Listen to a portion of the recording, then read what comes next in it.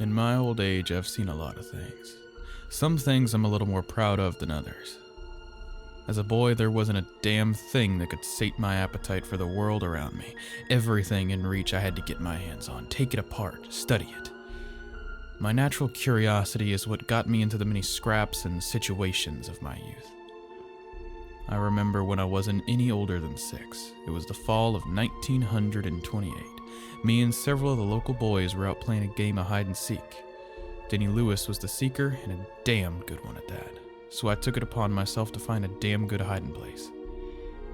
I remembered the hay loft out in our barn and figured I could hide myself among the many bales of hay up there, maybe even push some of those bales around like I had times before when I wanted to build a fort and get myself a perfect hiding space. Denny started counting out loud from 100, and I took off a run into the barn, the breeze tickling my cheeks and smelling like the harvest. I ran through those big red doors, and my eyes fell on Denny Lewis's mama laying on the ground, straw in her hair and her dress hiked up, with my daddy laying on top of her, looking like he was trying to pick himself up, but he seemed to be having trouble. I had no idea what I was seeing, but I would later learn all about what my daddy was doing. When I was 14, me and Sandra Hannigan made our way up into that same hayloft that I had hid so many times and made so many forts in to get out of the rain. She shook the water from that beautiful blazing red hair of hers and noticed my eyes stuck on something else.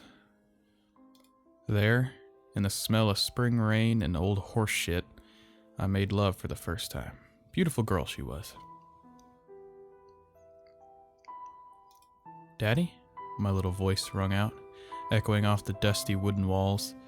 My old man turned and stared at me, like he'd been caught dipping his hand into the honey pot, and for lack of better words, that's exactly what he was doing. He hoisted himself off of Miss Lewis and made his way over to me. "What are you doing in here, son?" He spoke slowly and calmly. "We was playing hide and seek, Daddy. I was gonna hide up in the loft." "Yeah? You ain't gonna be telling nobody what you saw, right, boy?"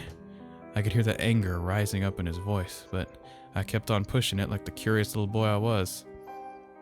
"Well, what exactly was you doing, Daddy?" He just stared at me, his eyes slowly growing darker in the brightness of that fall day. Miss Lewis, still a ways behind him, was up on her feet straightening her dress and picking bits of straw from her long golden hair.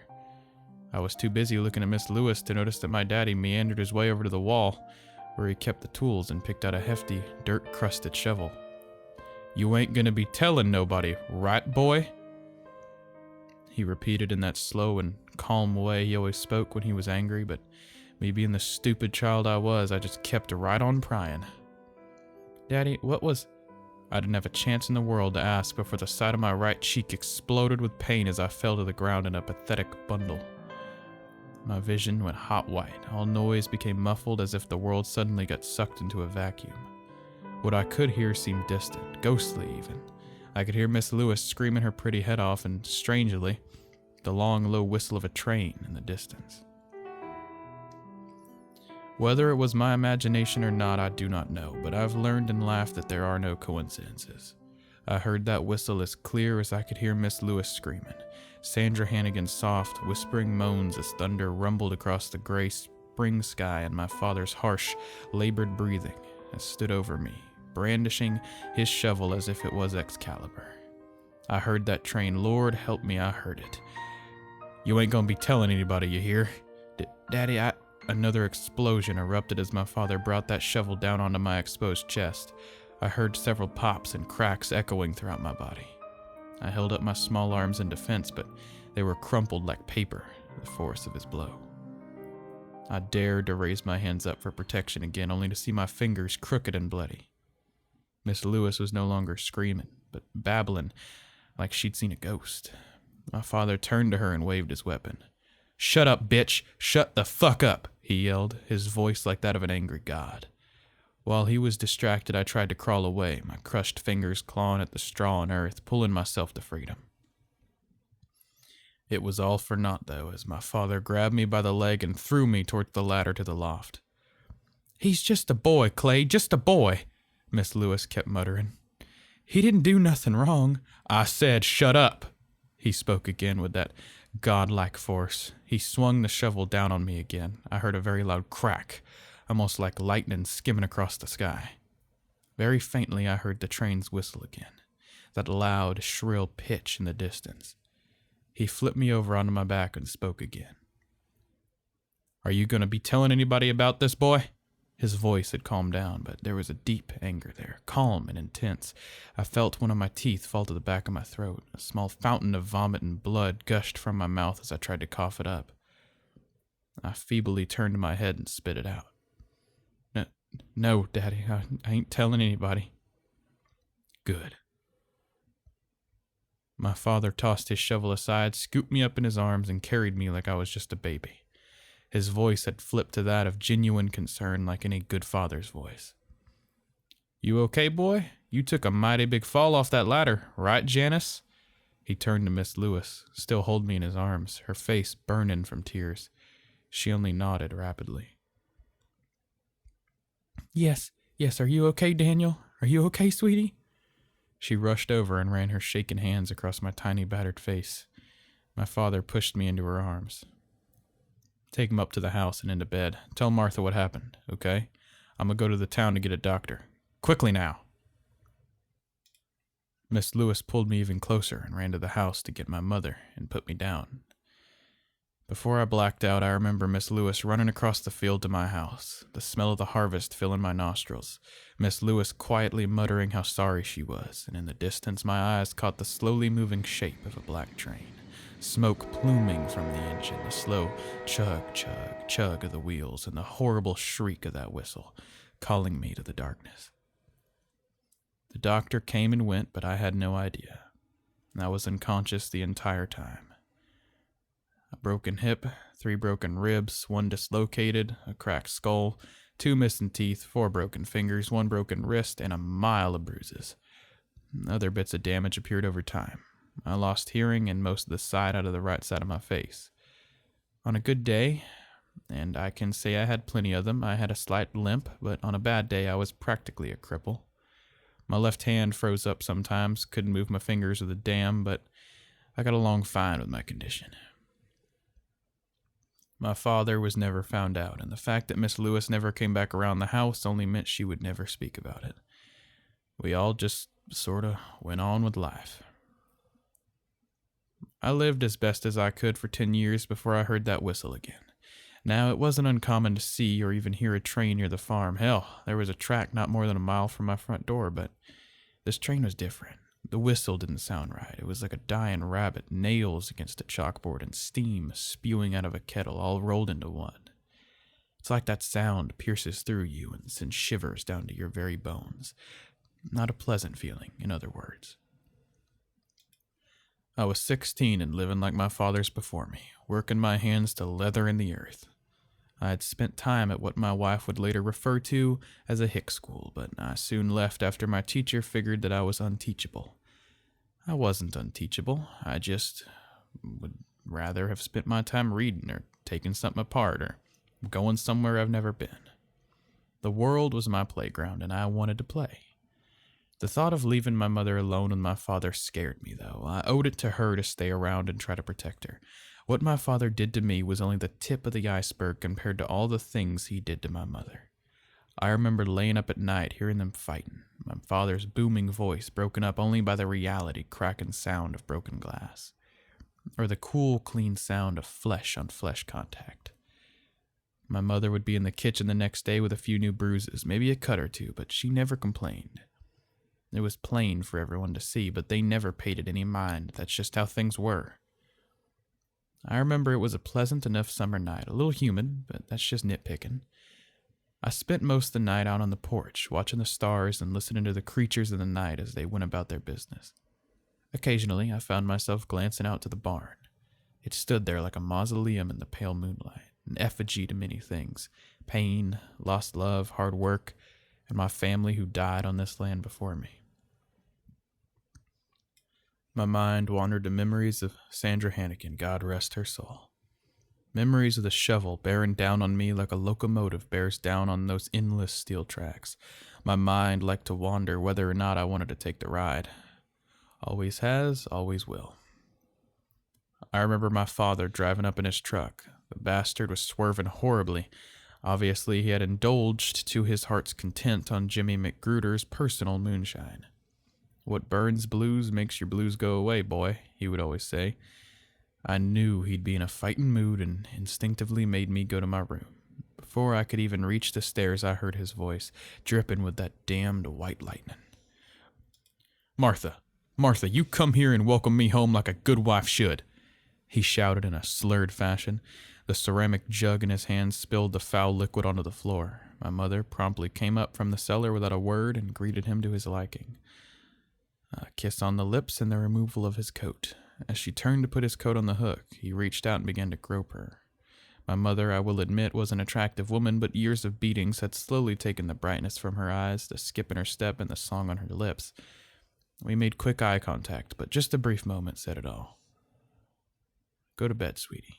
Maybe it won't be so bad tonight. Just go to bed. But like most nights, it was the same. Her giving in to this predator and his sexual advances just to keep him happy.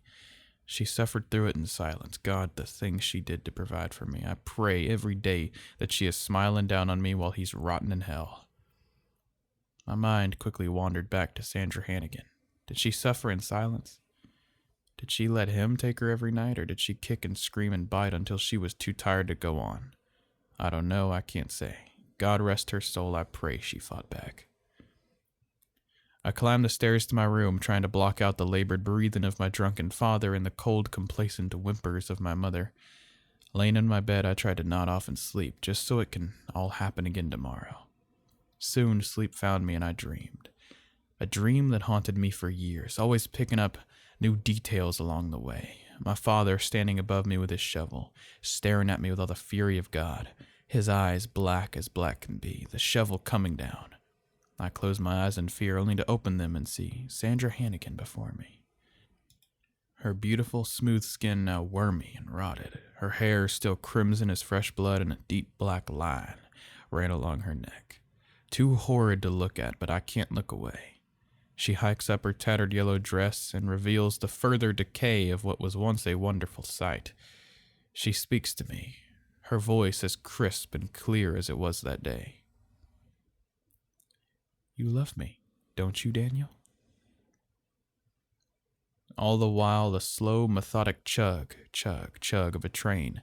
Sandra opens her mouth, her cheeks tearing wide open into a disgusting, skeletal smile. To speak once more, only her voice isn't there, only a sound that pierces right through you, chilling you to the bone, scratching at your soul. A whistle. I woke up, sweating bullets and soaking my shirt and underwear, but it wasn't the dream that woke me, as horrible as it was. No, it was the rumbling in my stomach for release. I didn't need to be told twice before I swiftly jumped out of the bed, slipped on a pair of trousers, and descended the stairs quite quickly, nearly tripping on the last step in the dark. I could see my father asleep in his armchair in the family room, his jug tipped over, empty and bone dry. The moonlight shone through the window, and I could see a line of drool falling from the corner of his open mouth. His head tilted back, in the way he always slept when he was in that chair. I quickly shoved on my shoes, rushed through the front door and off to the tiny little shed far to the house. The grass swishing underneath my feet and the wind cooled the sweat on my body. I reached the outhouse, flung the door open, and squat down on my splintery seat without a second thought. There were always stories of porcupines getting their way into the outhouse and gnawing on seats for the salt from sweat and such, but I can say I never did see a porcupine. A raccoon did get in once. Poor thing fell into the hole and drowned in the shit and piss of a small farming family. Kind of sad, really. That was years ago. That hole had been long buried. I let myself relax and let the body do what it is trained to do in that type of situation.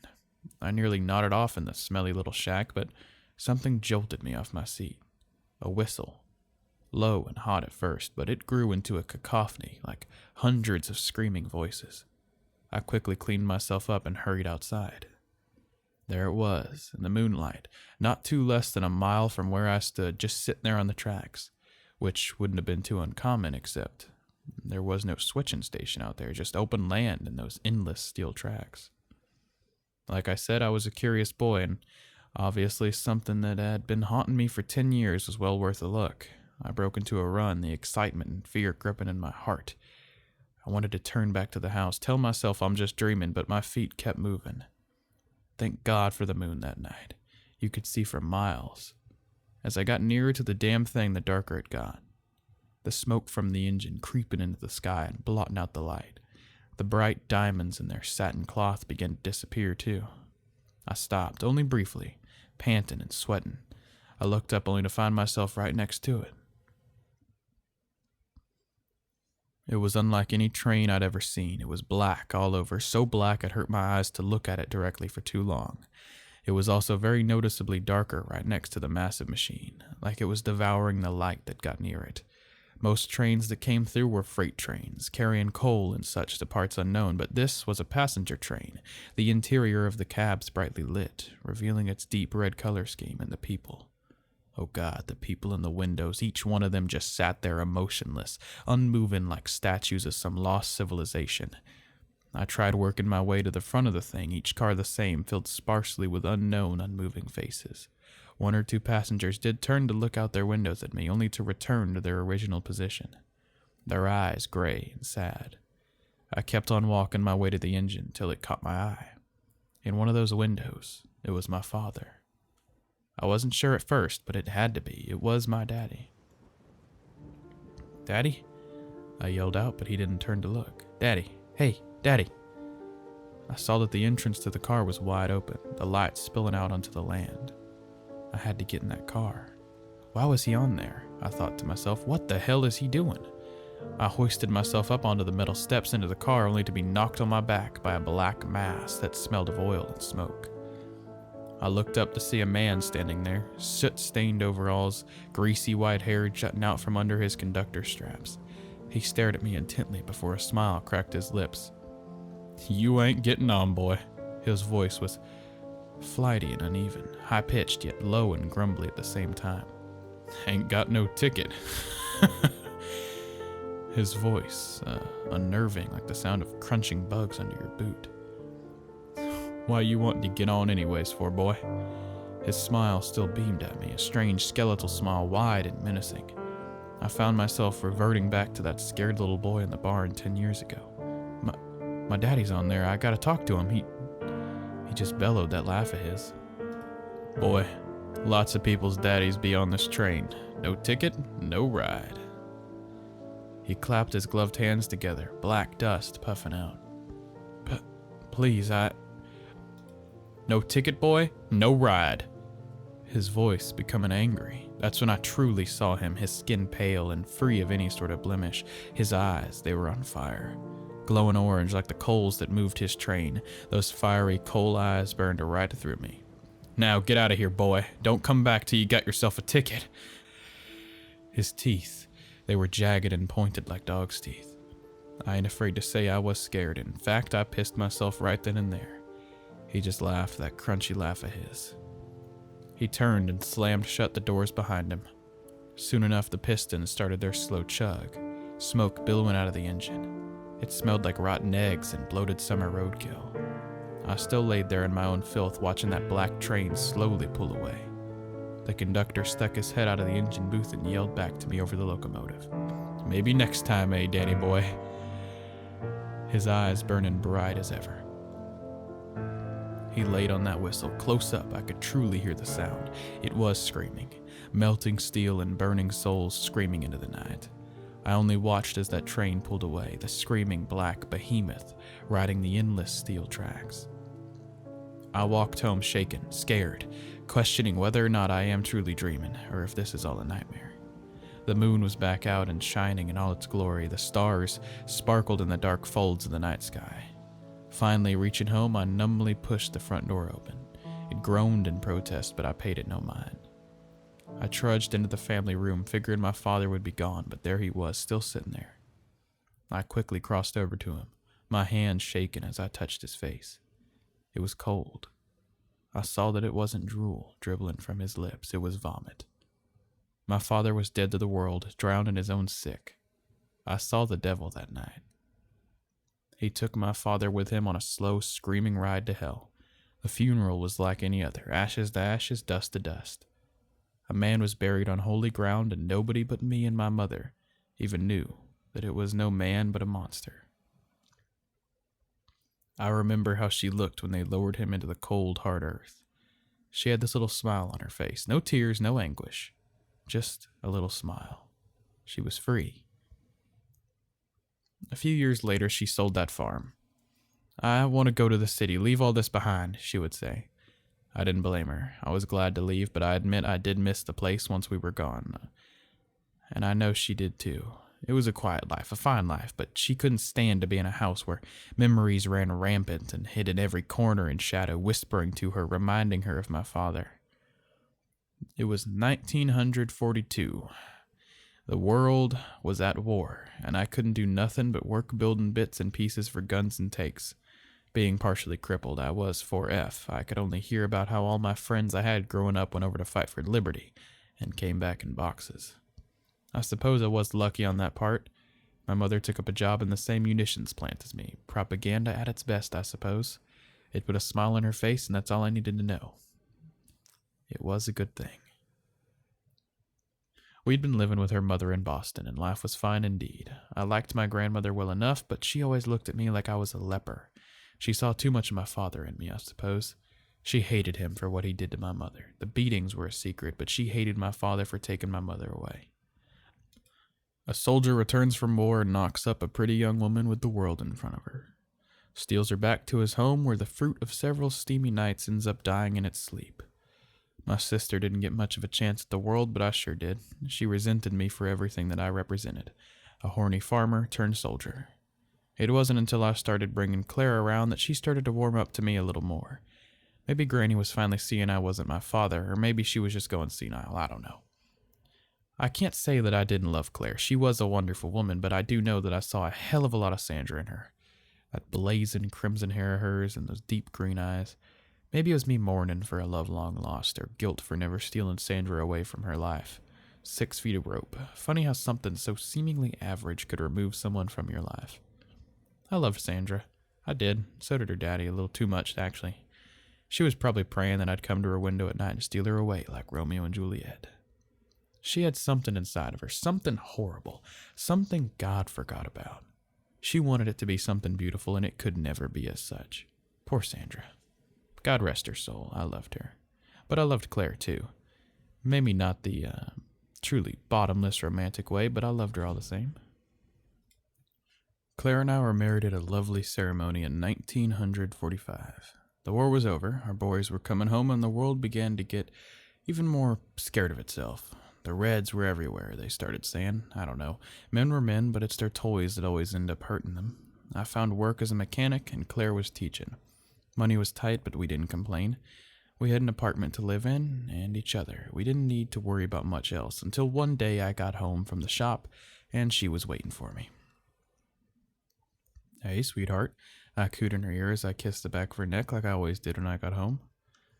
"I'm late." "What?" "I'm late." "I don't know what you mean." She took my hand and placed it on her belly. It all hit me like a ton of bricks.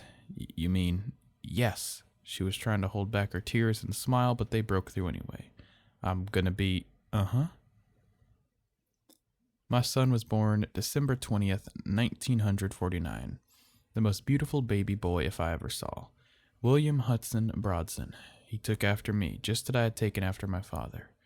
I was determined to make him have all the things I never could, but money was tight before, and it wasn't getting any better. My grandmother had died 2 years prior to the birth, and my mother was living all alone. But she delighted in seeing her little Billy B, as she called him. She loved him with all her might. It did me well to see her so happy. Billy had just turned 1 when I got the news that our old home was back on the market.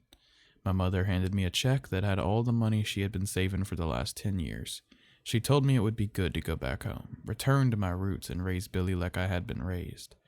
I didn't think that it was such a good idea. I just knew those memories would be waiting there for me, hiding in the shadows and waiting for me to let my guard down so they could just strangle me. "Any ghosts in that house have long since left," my mother said to me. "It was a good life. I know that life was hard, very hard at times, but it's in your blood, Daniel. You don't like being a mechanic, do you? Haven't you been aching to get back to the land, watch the fruits of your work pay off? I did. I did miss the farm life, but I don't know how much I missed my farm life. We left Billy with my mother, while Claire and I made our way back to my childhood home. The town had grown quite a bit, everything a modern family would need. When we finally did reach that old farm, my eyes fell on the barn, and a deep chill ran through me. You okay? Claire asked me in that sweet, concerned voice of hers. Goose walked over my grave, I suppose. The man who owned it most recently was a rich yuppie who thought about trying his hand at farm life. Couldn't live without the amenities of the modern man. Fully wired, plumbing, plenty of farming equipment, and a completely new paint job and decor. It wasn't my home anymore, hadn't been for a long time. After our tour, Claire got into the car and instantly spilled out her opinion. We need to buy this house. You really think so? I do. I can work at the school in town. You can make a living here, growing corn, raising cows, and doing whatever it is farmers do. You really want to live here? I questioned. I did want to come back, but there was too much in my head screaming at me not to come back. Yes. She stared at me intently. She knew that I would crack, like always. She had that special kind of power over me. Then it's settled. It's ours.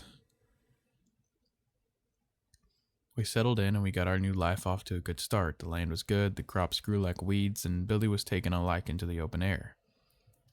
It wasn't much longer after our first harvest that Claire was late once more. We had our baby girl, Esther Mae Bronson.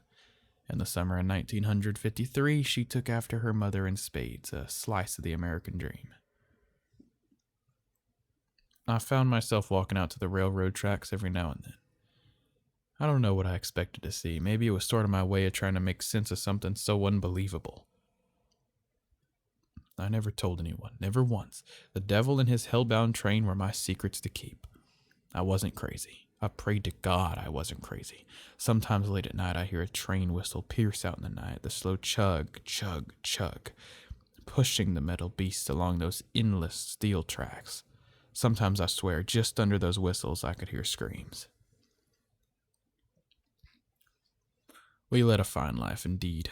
Billy was growing into a man before my very eyes, and Esther was blossoming into a beautiful young woman more and more every day. It was 1968. Another war was going on halfway around the world, but it didn't bother me. It didn't bother me at all, until Billy came to me and said he was going to join the army. He wanted to be fighting for his country. Claire had a fit, as expected, but he had his mind set, and he was damned if anybody was going to change his mind. We got his letters every week, and every week he'd write back. I was sleeping. It came again. The first time in years. My father standing over me, holding his shovel, his eyes burning orange like coal. The shovel coming down on me before the scene melts away, and I'm with Sandra, my lovely, rotting Sandra in the hayloft, exposing herself to me in a morbid yet sexually exciting manner. You love me, don't you, Daniel? You know I do. Her rotting lips formed a smile, her gaping maw opened to reveal an unimaginable darkness. From the darkness came a low whistle, slowly building into deafening screams. I woke up, sweating bullets and soaking my nightshirt and pants. I didn't have to use the bathroom. It was the whistle cutting out into the night, calling me like a sailor to the rocks. I silently slipped from the bed and down the stairs, each step creaking slightly under my weight. I slipped on my shoes, flung the front door open, and started running. The wind chilled me slightly in the autumn night air. My mind raced with the memories reaching out, not from the corners and shadows of my home, but from my mind, reaching out and trying to hold me down and suffocate me. It was the same as it was all those years ago. The smoke plumed from the engine, falling to the ground and lingering like a thick black fog. The deep black metal glared back at me as I walked along the side of the great beast. The devil stood outside of a car, watching me as I approached, his eyes burning brightly with excitement. Diamond, pearl, opal, and jade. Danny boy has come back. Still no ticket, I see. His voice shuddered through me, but I pressed on. Why are you here? Oh, my, Danny boy. We all have a job to do. This is just my job. But why are you here? In that moment, I heard my father sneaking into my voice, a calm and quiet anger. Dad? A voice from inside the car rang out like a bell. Out of the open doorway stepped my son, Billy, clad in his official army gear and looking quite confused. Dad. Billy? The word got caught in my throat. I ran over and held him close to me, never wanting to let him go. Billy, why are you on this train? I don't know. I remember my squad was walking through the jungle and then there was this white flash and I woke up on the train. What are you doing here? I don't quite know myself. I smiled lightly. I squeezed him tighter. It's good to see you, boy. How touching, the devil spoke up. You have 5 minutes, Billy boy. The devil stepped into the car and made his way to the engine. Once I knew he was gone, I grabbed Billy's hand and tried to pull him away. Come on, son, we gotta get home. He pulled away from me. No, Billy. Dad, if this is what everyone else on there is saying, then I can't leave. I can't. We can go home right now. Tell your mother and you're home and no, I belong here and who knows, maybe this train don't just go to hell. Maybe it makes a stop off somewhere else. I don't know. Billy, Daddy, I heard from some friends of mine who went home. They got problems, Daddy. I'd rather be dead than mangled and fucked up in the head. Sorry for cursing. It's okay, son. We stood silently for a long moment, staring at each other, trying to think of the words to say. All aboard! I love you. Love you too. Goodbye.